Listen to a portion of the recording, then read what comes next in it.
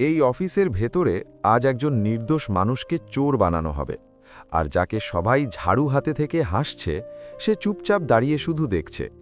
কেউ জানে না এই মানুষটাই এই কোম্পানির আসল মালিক। একজন ম্যানেজারের এক কথায় ভেঙে পড়ল একজন সৎ মানুষের সম্মান, কিন্তু সে কিছু বলল না, কারণ সে অপেক্ষা করছিল সঠিক সময়ের। এই অফিসে আজ বিচার হবে ক্ষমতার না, চরিত্রের। শেষ পর্যন্ত প্রশ্ন একটাই, কে চাকরি হারাবে আর কে পাবে পুরো অফিসের নিয়ন্ত্রণ। চলুন দেখে আসি পুরো গল্পটা।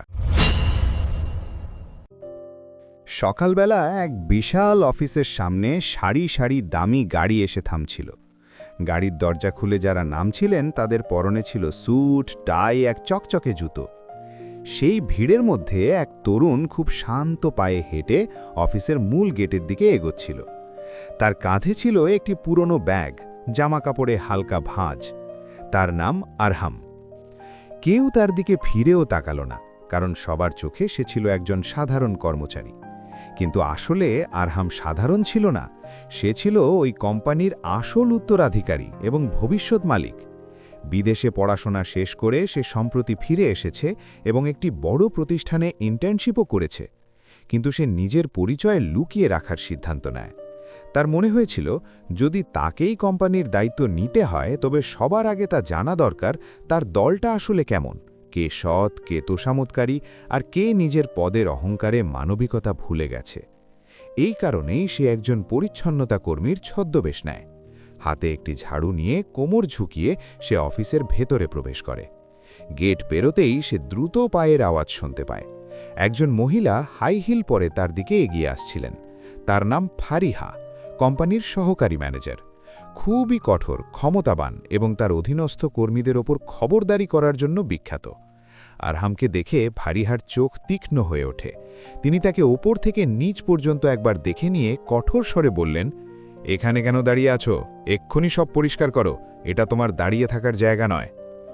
আরহাম মাথা নিচু করে নেয়। এক মুহূর্তের জন্য তার বুকে যেন একটা সূক্ষ্ম ব্যথা অনুভূত হলো, কিন্তু সে মুখে শান্ত ভাব বজায় রাখল। সে নিঃশব্দে ঝাড়ু তুলে নিয়ে এক কোণে সরে যায়।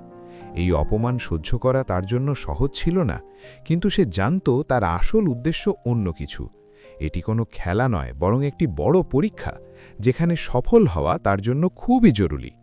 যাওয়ার আগে ফারিহা ব্যঙ্গ করে বললেন, হ্যাঁ, এখানে পুরনো পরিচ্ছন্নতা কর্মীর মতো আলসেমি দেখিও না, নয়তো বেশি দিন টিকতে পারবে না। তার কথা শুনে আশেপাশে থাকা কিছু কর্মচারী মুচকি হাসে, কেউ চাপা হাসি হাসে, আর কেউ নিজের ফাইল নিয়ে মুখ লুকানোর ভান করে চলে যায়। কেউ কল্পনাও করেনি যে যাকে তারা একজন সাধারণ পরিচ্ছন্নতা কর্মী ভাবছে, কাল সেই তাদের ভাগ্য নির্ধারণ করবে। আরহাম ঝাড়ু দিয়ে মেঝেতে একটা আঁচড় কেটে মনে মনে প্রতিজ্ঞা করল যে সে সব কিছু দেখবে, সব কিছু সহ্য করবে, আর সময় এলে সত্যিটা সবার সামনে নিয়ে আসবে। খাবার ঘরের পরিবেশ প্রতিদিনের মতোই কোলাহলে ভরা ছিল। কিছু কর্মচারী উচ্চস্বরে হাসাহাসি করছিল, কেউ হাতে কফির মগ দিয়ে গল্প করছিল। আরহাম চুপচাপ ঝাড়ু হাতে এক কোণে পরিষ্কার করার কাজে ব্যস্ত ছিল।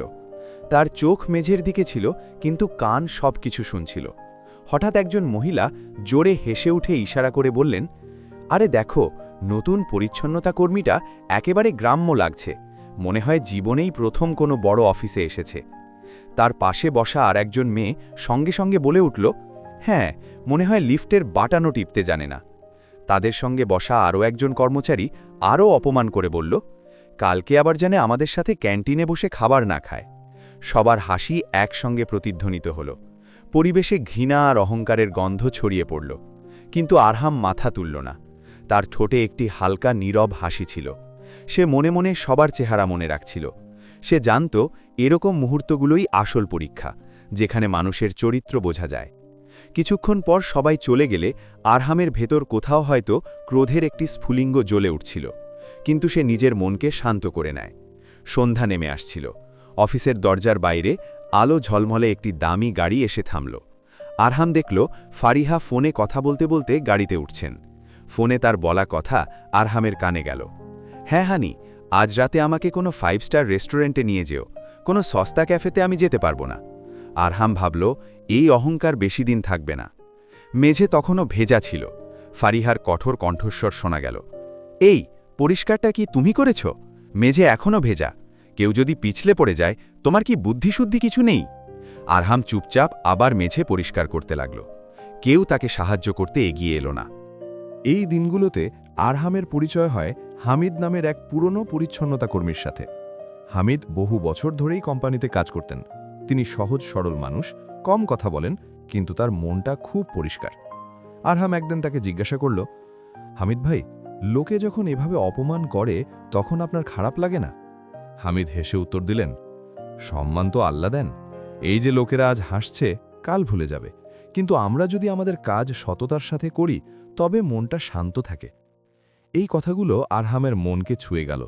সে অনুভব করল যে এই মানুষটা দেখতে দুর্বল হলেও আসলে সে সবচেয়ে বেশি শক্তিশালী। হামিদ প্রায়ই তার রুটি আরহামের সাথে ভাগ করে খেতেন। আরহাম মনে মনে প্রতিজ্ঞা করল, কোম্পানির দায়িত্ব নিলে সে হামিদ ভাইদের মতো মানুষদের অধিকার সবার আগে নিশ্চিত করবে। একদিন দুপুরে খবর এলো কোম্পানির কোঅপারেটিভ সোসাইটির ঘর থেকে কিছু টাকা চুরি গেছে।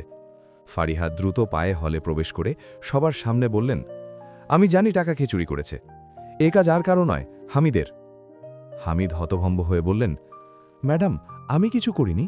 কিন্তু ফারিহা শুনলেন না। তিনি তাকে কঠোর ভাষায় তিরস্কার করলেন। আরহাম দূর থেকে দৃশ্যটি দেখছিল। সে জানত হামিদ নির্দোষ। রাতে অফিস খালি হলে আরহাম সিকিউরিটি রুমে গিয়ে সিসিটিভি ফুটেজ চেক করে দেখল হামিদ সেখানে শুধু পানির গ্যালন রাখতে গিয়েছিলেন, টাকা স্পর্শও করেননি। আরহাম ভিডিওটি নিজের কাছে কপি করে রাখল। পরের দিন সকালে অফিসের গেটে একটি কালো দামি গাড়ি এসে থামল। গাড়ি থেকে এক স্মার্ট তরুণ নামলেন, পরনে চকচকে স্যুট, চোখে সানগ্লাস। এই তরুণটি আর কেউ নয়, স্বয়ং আরহাম। মিটিং হলে সবাই প্রবেশ করার পর ফারিহা আরহামকে চিনতে না পেরে আপ্যায়ন করতে এলেন। আরহাম শান্ত স্বরে বললেন, ধন্যবাদ ফারিহা, তবে আপনার পরিচয় দেওয়ার প্রয়োজন নেই, আমি সব জানি। মিটিং শুরু হতেই আরহাম বড় স্ক্রিনে সেই সিসিটিভি ফুটেজটি চালিয়ে দিলেন। সবাই দেখল কিভাবে ফারিহা একজন নির্দোষ মানুষকে অপমান করেছেন। হলের মধ্যে পিনপতন নীরবতা নেমে এলো। আরহাম গম্ভীর স্বরে বললেন, গত কয়েকদিন আমি এখানে একজন সাধারণ মানুষ হিসেবে ছিলাম। আমি দেখতে চেয়েছিলাম আমার এই পরিবারে কে আসলে সৎ আর কে ক্ষমতার পেছনে ছুটছে। এরপর আরহাম হামিদকে ডেকে বললেন, হামিদ ভাই, আজ থেকে আপনি এই কোম্পানির লজিস্টিক কোঅর্ডিনেটর। এটা আপনার সততার পুরস্কার। হামিদের চোখে জল চলে এলো। অন্যদিকে ফারিহাকে কোম্পানি থেকে বরখাস্ত করা হলো। তবে যাওয়ার আগে আরহাম তাকে একটি সুযোগ দিয়ে বললেন, অহংকার মানুষের সব কিছু কেড়ে নেয়।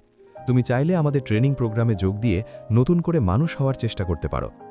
পরের দিন থেকে অফিসের পরিবেশ বদলে গেল। সবাই বুঝতে পারল মানুষের আসল পরিচয় তার পদ বা অর্থ দিয়ে হয় না, বরং তার চরিত্র আর মানবিকতা দিয়ে হয়।